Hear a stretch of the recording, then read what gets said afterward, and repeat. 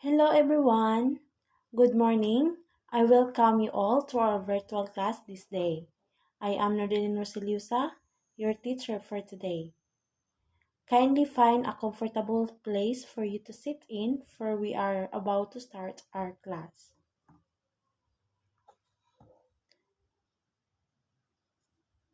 So before anything else, I have a quote here that Plato said that the direction in which education starts a man will determine his future life. Okay, let's start with a prayer.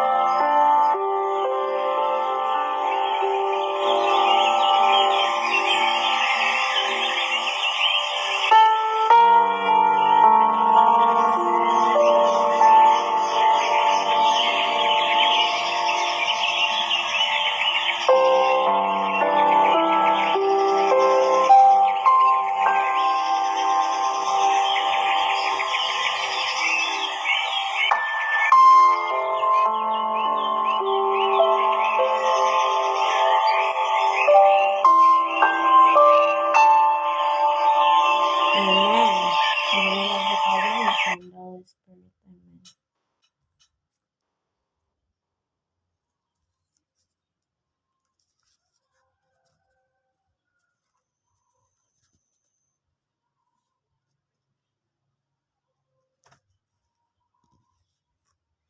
So, checking attendance. Please open your cameras and I am going to screenshot.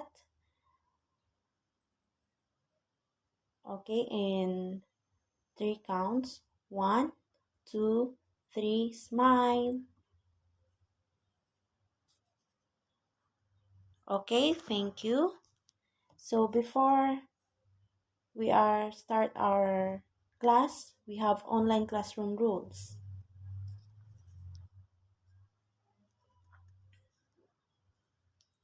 First, be on time. Sign in at least 10 minutes before class. Second, be prepared. All your things must be prepared before joining the class. And the third, turn on your camera. Always turn your camera on so we can see each other. And fourth, do not eat. Do not eat during online class session. And the next, dress appropriately. Wear something comfortable but presentable. And next, mute your mic. Mute your mic when you are not talking. And next, raise your hand. Raise your hand to talk or to ask teacher for help. And the last, enjoy learning. Let's enjoy this new kind of learning. So this morning class, we are going to play word puzzle. So I have letters here in order for you to arrange, and in 5 minutes you will arrange that. Okay, the time will start now.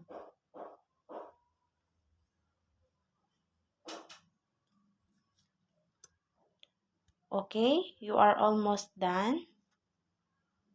And the answer is improper and Lebesgue integrals. Nakakuha ba ang tanan? Okay, very good. So, before we will tackle about our topic. We will know first the objectives. First, define the improper Riemann integral, and second, define the Lebesgue integral integrable function, and the third, define the seminorm.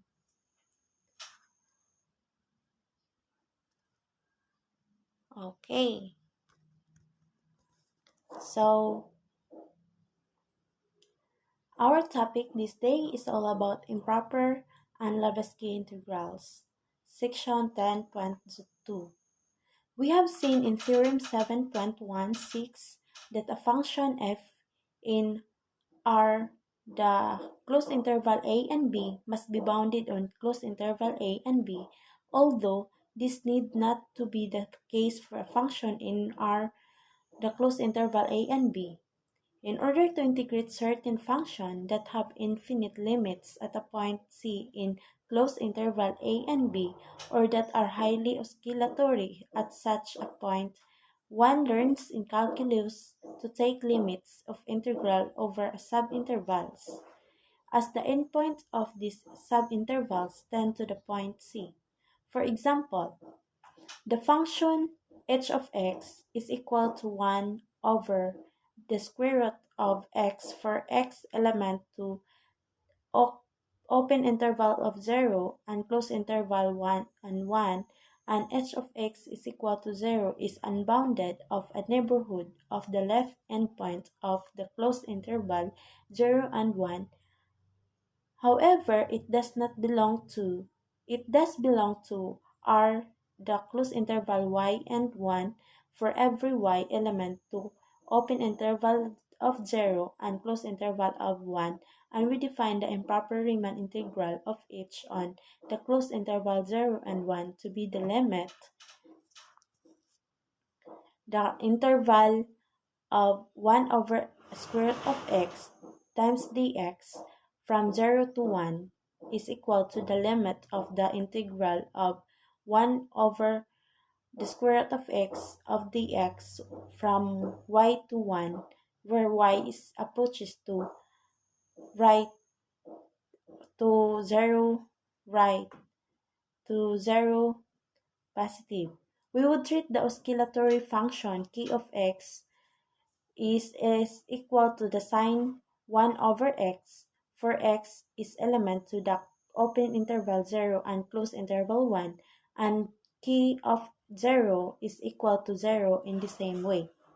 One handles a function that becomes unbounded or is highly oscillatory at the right endpoint of the interval in a similar fashion.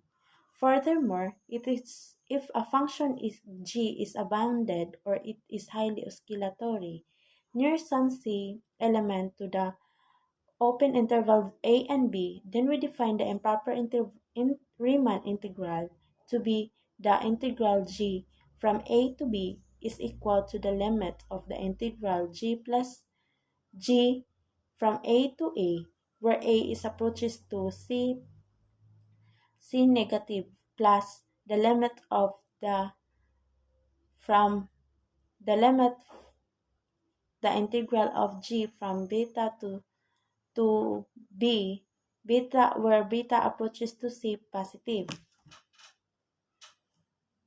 These limiting processes are not necessary when one deals with the generalized Riemann integrals. For example, we have seen in example 10.1.10 a that if h of x is equal to 2 square root of x for x is element to the closed interval 0 and 1, then h prime of x is equal to 1 over square root of x is equal to h of x for x is element to the open interval 0 and close interval and 1. And the fundamental theorem 10.1.9 asserts that h element to the r star the close interval 0 and 1, and that the the integral of 1 over square root of x times dx from 0 to 1 is equal to h of 1 minus h of 0 is equal to 2. This example is an instance of a remarkable theorem due to the Heinrich-Hick which we now state in the case where the function becomes unbounded or is oscillatory near the right endpoint of the interval. So 10.2.1 Hicks theorem.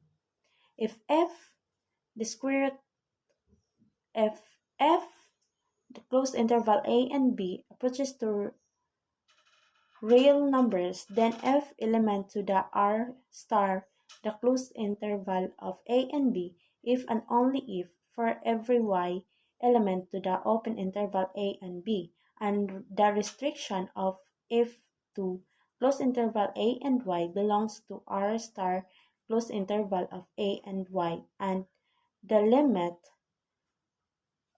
the integral of f from a to y, where y approaches to be negative, is equal to a element to the real numbers.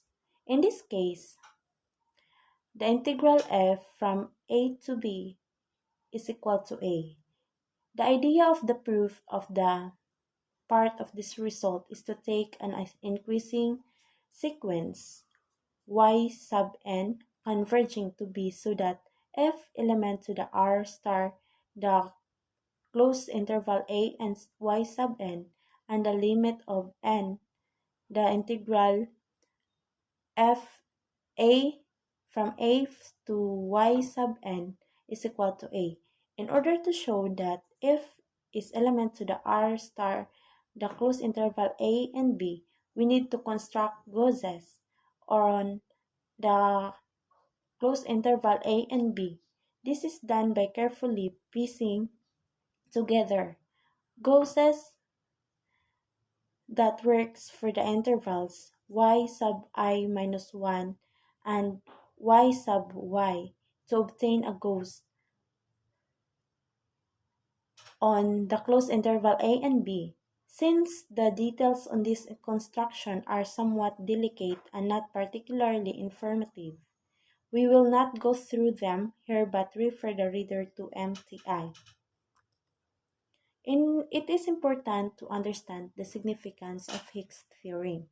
It implies the generalized Riemann integral cannot be extended by taking limits as in 2. Ended, if a function f has the property that its restriction to every subinterval, the closed interval a and y, where y is element to the open interval a and b, is generalized Riemann integrable and such that 2 holds then if already belongs to r star closed interval a and b. An alternative way of expressing this fact is that the generalized Riemann integral does not need to be extended by taking such limits. One can test a function for integrability on the closed interval a and b by examining its behavior on subintervals, the closed interval a and y, with y is less than to b, since it is usually difficult to establish that a function is in R star the closed interval a and b by using definition 10.1.1. This fact gives another tool for showing that a function is generalized Riemann integrable on the closed interval a and b, and it is often useful to evaluate the integral of a function by using 2. We will use these observations to give an important example that provides insights into the set of generalized Riemann integrable functions.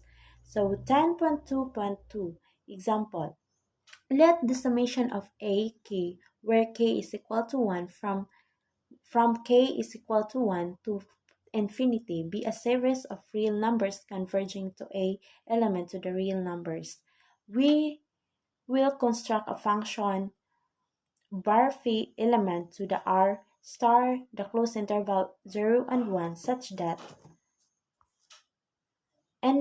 we define var p the closed interval 0 and 1 approaches to real numbers to be the function that takes the values 2a sub 1, 2 raised to the power of 2 a sub 2, 2 raised to the power of 3, 3 a sub 3 on the intervals close close interval of 0 and open interval of 1 half, and close interval of 1 half, and open interval and 3/4, and close interval of 3/4, and open interval of 7 and over 8.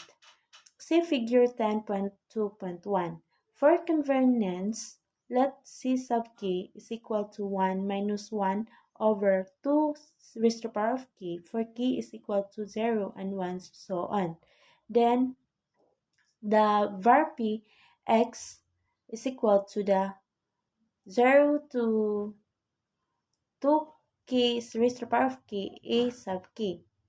For c is sub k is equal to 1 less than or equal to x, where x is less than to c sub k, where k is element to the natural numbers.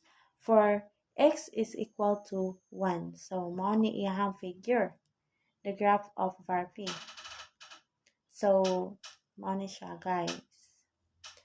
Clearly, the restriction of varp to each interval, the closed interval of 0 and y, for y is element to the open interval 0 and 1, is a state function and therefore is integrable. In fact, if y is element to the closed interval cn and open interval of c sub n plus 1, then the integral varp from 0 to y is equal to the 2 a sub 1 times 1 half plus 2 raised to the power of 2 a sub 2 times 1 half raised to the power of 2 plus so on, plus 2 raised to the power of n a sub n times 1 half 1 over 2 raised to the power of n plus r sub y, where absolute value of r sub y is less than or equal to the absolute value of a sub n plus 1. But since the series is convergent, then r sub y approaches to 0, and so the limit of the integral varp 0 to from 0 to y, where y is the approaches to y 1 negative, is equal to the limit of the summation of a and k from where k is equal to 1 to n, where n is approaches to past infinity, is equal to a. So b, if a series summation of a and k from k is equal to 1 to infinity is absolutely convergent in the sense of the definition of 9.1.1, then it follows as in a that a function absolute value of varp also belongs to r star close interval 0 and 1, and that the integral the absolute value of varp from 0 to 1 is equal to the summation of the absolute value of a and k from k is equal to 1 to in positive infinity. However, if the series summation of the absolute value of a and k from k is equal to 1 to positive infinity is not convergent, then the function, the absolute value of varp does not belong to the r star uh, the closed interval 0 and 1. Since there are many convergent series that are not absolutely convergent, for example, the summation of negative 1 raised to the power of k over k from k is equal to 1 to positive infinity. We have examples of a function that belong to r star the closed interval 0 and 1, but whose absolute values do not belong to r star the closed interval 0 and 1. We have already encountered such function in exercise 10.1.19 and 10.1.21. The fact that there are generalized Riemann integrable functions whose absolute value is not generalized Riemann integrable is often summarized by saying that the generalization Riemann integral is not an absolute integral. Thus, in passing to the generalized Riemann integral, we lose an important property of the ordinary Riemann integral, but that is the price that one must pay in order to be able to integrate a much larger class of functions. Lebesgue integrable function. In view of the importance of the subset of a function in R star the closed interval 0 and b, whose absolute values also belong to R star absolute value of a and b, we will introduce the following definition. So 10.2.3 definition. A function if element to the R star the closed interval a and b such that the absolute value of f is element to the R star the closed interval a and b is said to be Lebesgue integrable on the closed interval a and b. The collection of all Lebesgue integrable functions on the closed interval a and b is denoted by L, the closed interval a and b. Note, the collection of all Lebesgue integrable function is usually introduced in a totally different manner.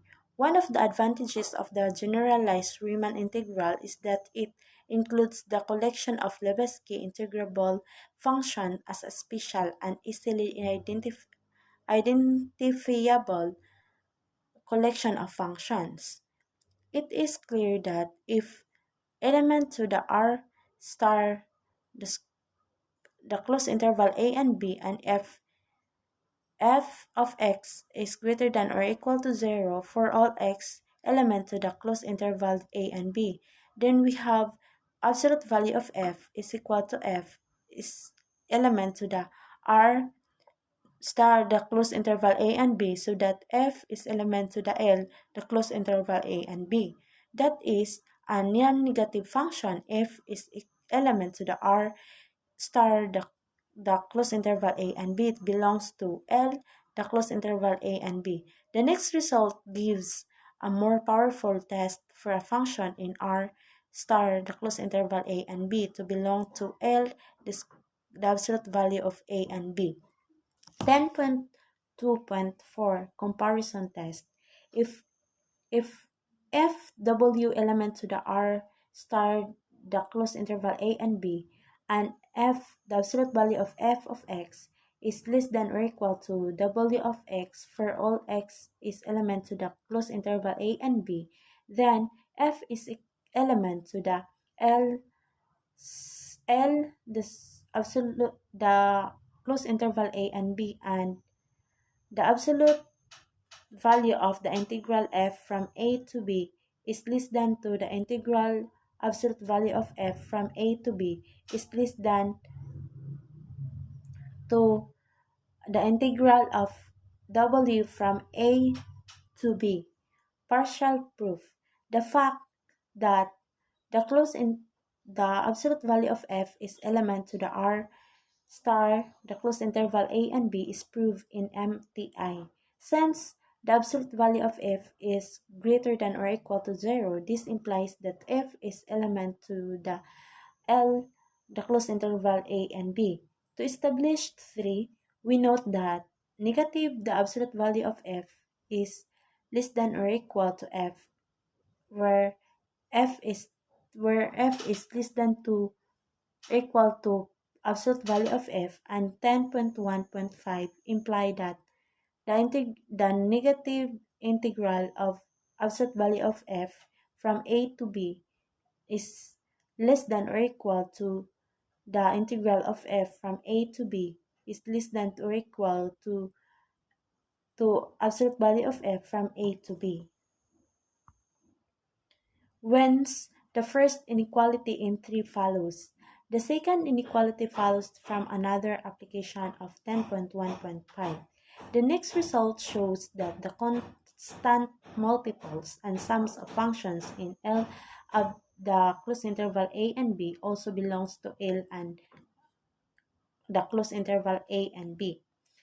10.2.5 Theorem: if f and g is element to the L the closed interval a and b and if c is the element to the real number, then c if and C plus G also belong to L, the closed interval A and B. Moreover, the integral CF from A to B is equal to C, the integral of F from A to B, and the integral of absolute value of F plus G from A to B is less than or equal to the integral of the absolute value of F from A to B plus the integral of the absolute value of J from A to B. So proof, since the absolute value of CF of X is equal to the absolute value of C, the absolute value of F of X for all X is element to the closed interval A and B. The hypothesis that the absolute value of F belong to R star the closed interval A and B implies that CF and the absolute value of CF also belong to R star the closed interval A and B, when CF is element to the L the closed interval of A and B. The triangular inequality implies that the absolute value of F of X plus G of X is less than or equal to the absolute value of f of x plus g of x for all x is element to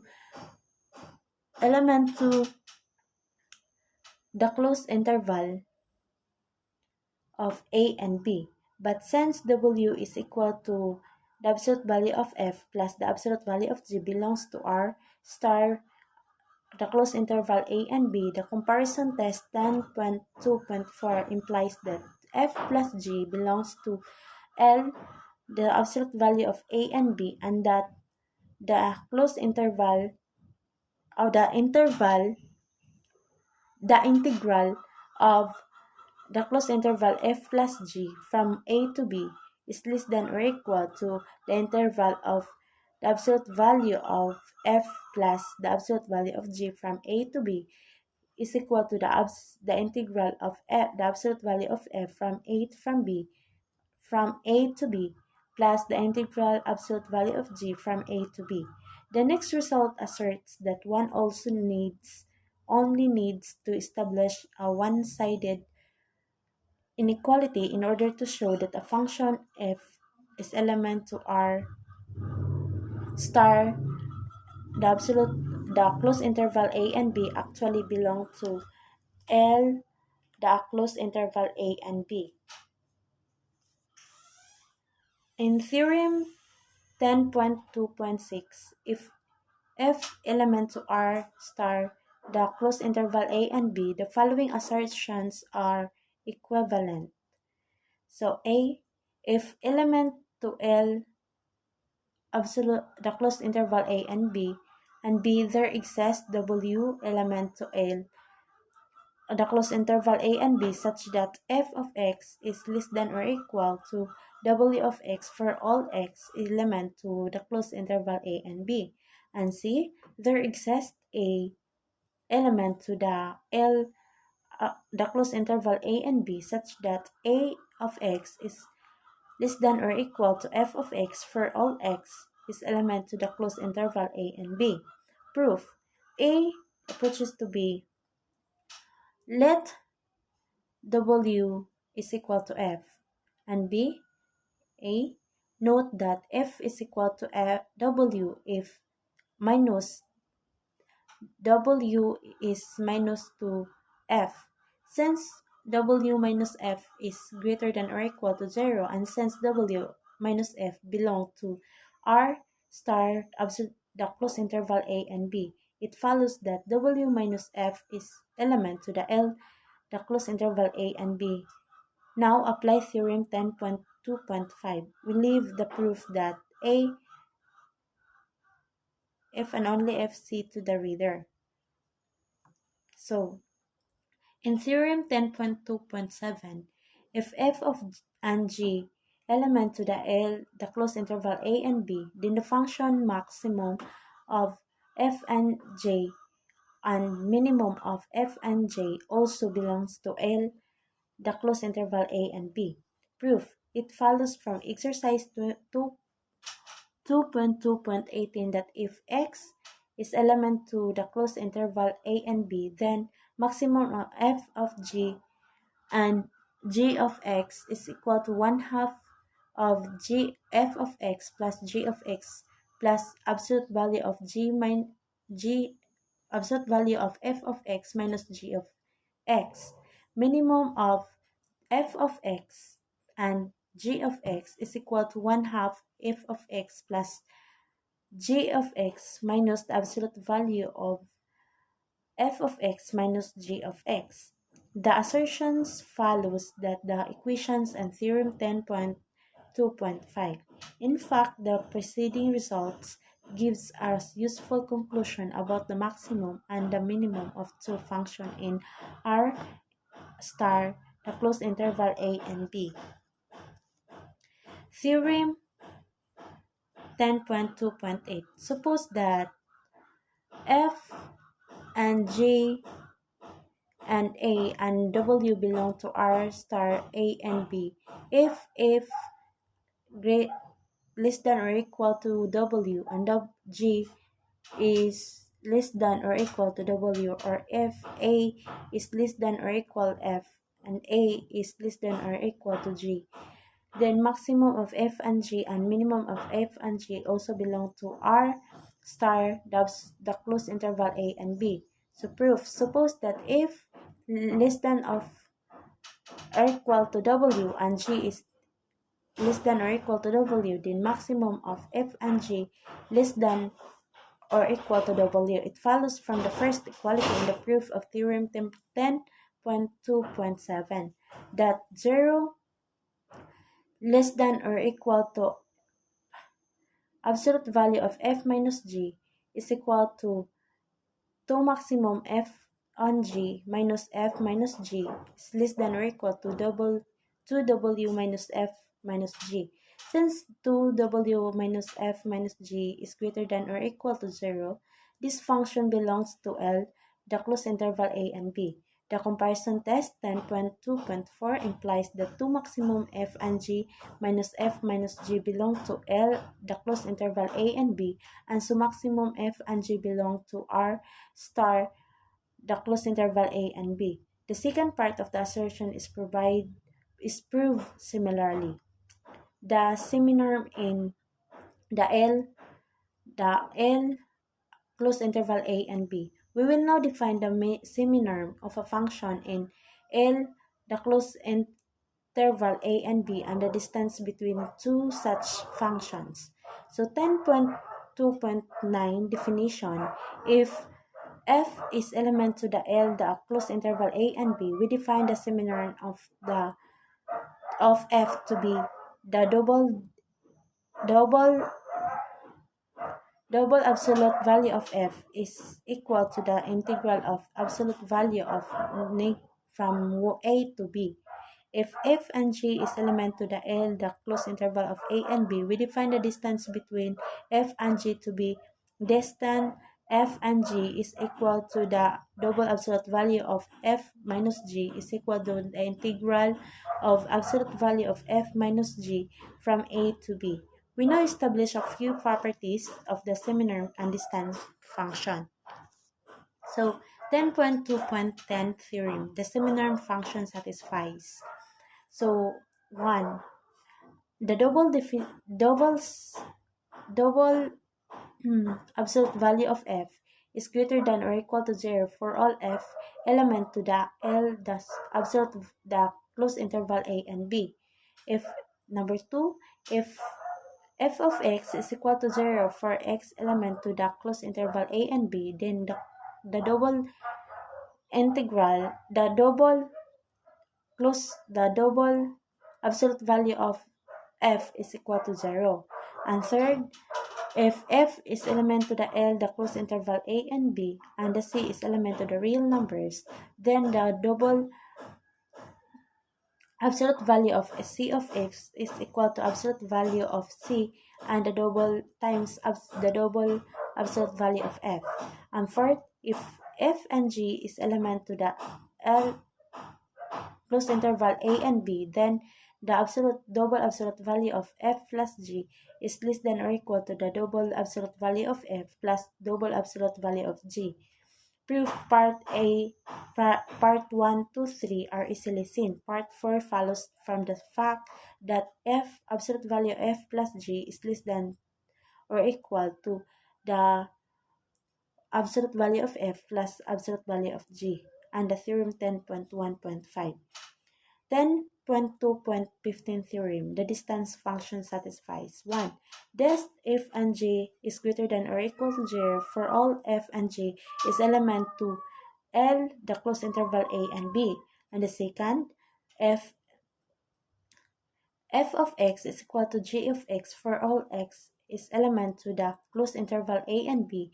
Then distance f and g is equal to 0. And third, dest f and g is equal to the dest g and f for all f and g is element to the L, the closed interval a and b. And fourth, dest f and g h is less than or equal to dest f and g plus dest g and h for all f and g h is element to the L, the closed interval a and b. This assertion follows from the corresponding ones in theorem 10.2.10. Their proof will be left as exercises. Using the seminorm or the distance function, we can define that what we mean for a sequence of function f sub n in L is closed interval a and b to converge for a function f is element to the L, the closed interval a and b, namely, given any epsilon greater than 0, there exists k epsilon such that in n greater than or equal to k epsilon, then the double absolute value of f sub n minus f is equal to this f sub n and f is less than to epsilon. This notion of convergence can be used exactly as we have used the distance function in real numbers for the convergence of sequence of real numbers. We will conclude this section with a statement of the completeness theorem for L, the closed interval a and b, also called the raised features theorem. It plays the same rule in the space L, the closed interval a and b, that the completeness property plays in real numbers. So 10.2.10, 12, completeness theorem. A sequence f sub n of a function in L, the closed interval a and b converge to a function f element to the L, the closed interval a and b if and only if it is a property that for every epsilon greater than 0, there exists h epsilon such that if m and n greater than or equal to h epsilon, then the double absolute value of f and m minus f sub n is equal to this f sub n less than to epsilon. This direction is very easy to prove, that is left as an exercise. A proof of the direction decreasing is more involved, but can be based on the following idea.